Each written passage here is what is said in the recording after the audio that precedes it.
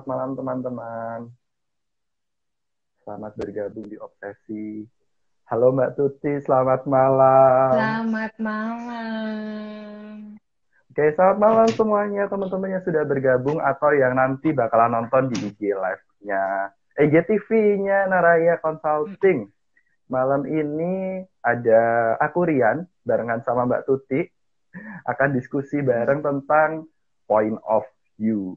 Wah, tapi sebelum kita ngobrolin jauh tentang point of view, kenalan dulu sama Mbak Tuti. Halo Mbak Tuti, selamat malam. Selamat malam, Rian.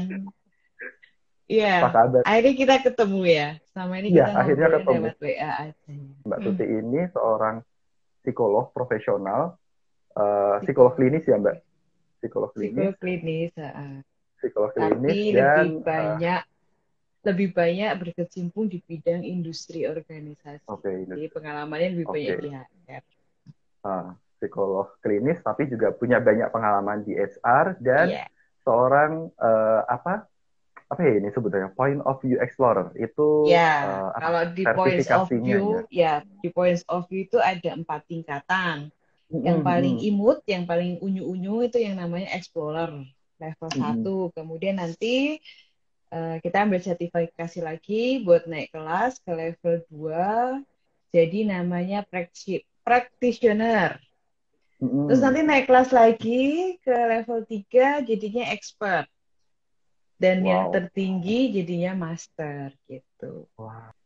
Tertarik sama points of view itu karena pertama kali lihat dia medianya menggunakan foto.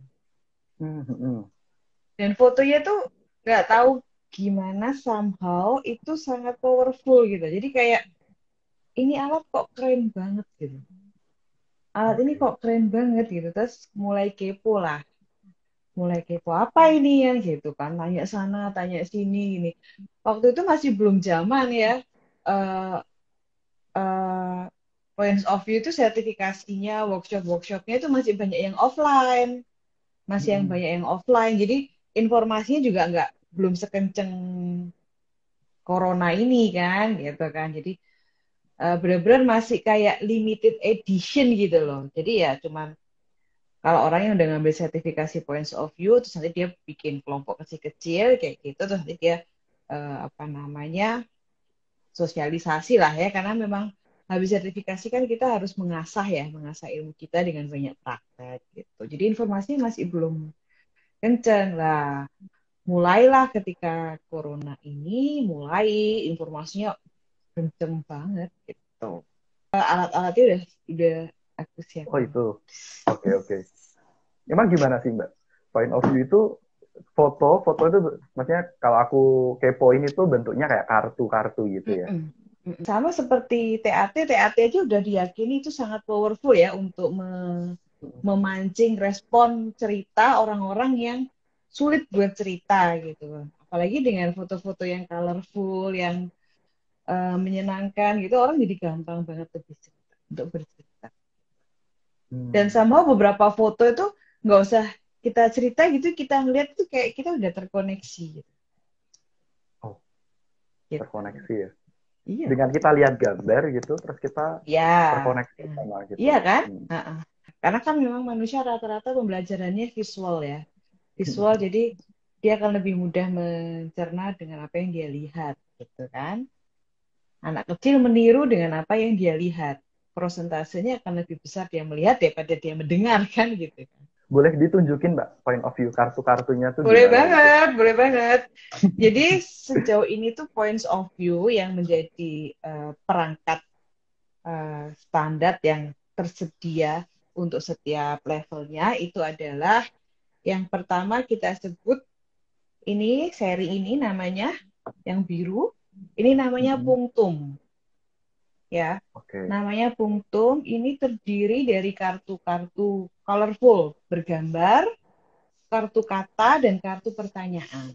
Ini di Oke. kartu-kartunya. Jadi eh, Oh. saya random aja deh, saya random ambil satu gitu ya. Nah, seperti ini. Jadi kartu gambar begini ya, kartu gambar Mm. tanpa kata-kata gitu ya.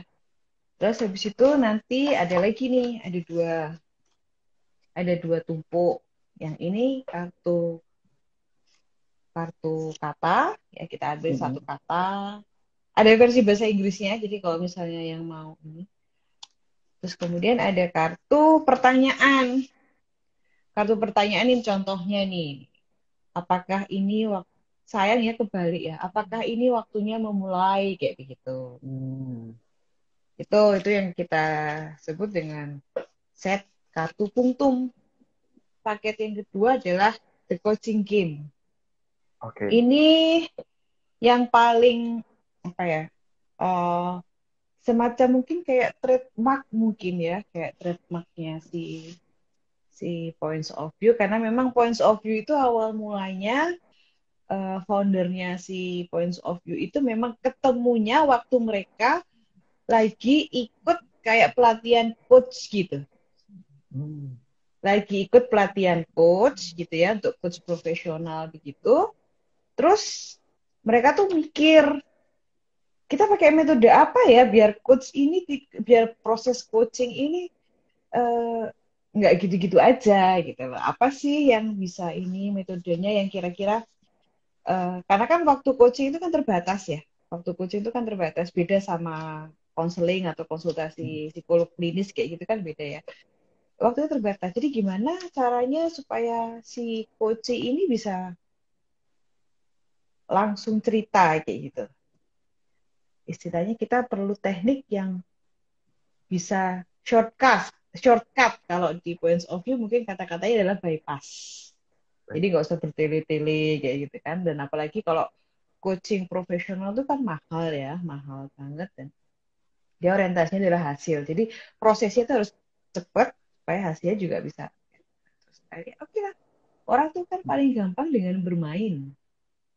Udahlah, bikinlah mereka melakukan riset tahun 2002 tuh mereka ketemu melakukan riset yang cocok udahlah kita bikin foto lah the coaching game ini kartunya banyak banyak banget kartunya itu Oke. ada tulisannya gitu terus nanti kita juga disertai ada kayak buku gini ya Mhm. buku cerita yang menginspirasi kisah-kisah gitu ya menceritakan setiap kartu masing-masing kartu terus nanti ada yang namanya layout chart. Tada! Ada Jadi layoutnya supaya, juga ya? jadi supaya alur berpikirnya itu kelihatan. Karena di points of view itu dia ada tahapan-tahapannya. Mhm. Closing-nya adalah action atau doing gitu. Jadi Oke. kalau kita mau sampai action ya berarti ya prosesnya itu kan harus jelas gitu kan. Nah, supaya proses itu jelas kita akan bantu dengan layout chart kayak begitu. Mungkin Oh. kalau di istilah-istilah eh, training-training problem solving atau creative thinking ini seperti mind mapping. Oke, mind Ya, mapping. kurang lebih Gitu. mind mapping. Ini bisa kita kembangkan tergantung kebutuhan mind mappingnya. Hmm. Layout chartnya ini bisa bisa kembangkan. Mau kita buat banyak ya silahkan, mau kita buat ringkas silahkan.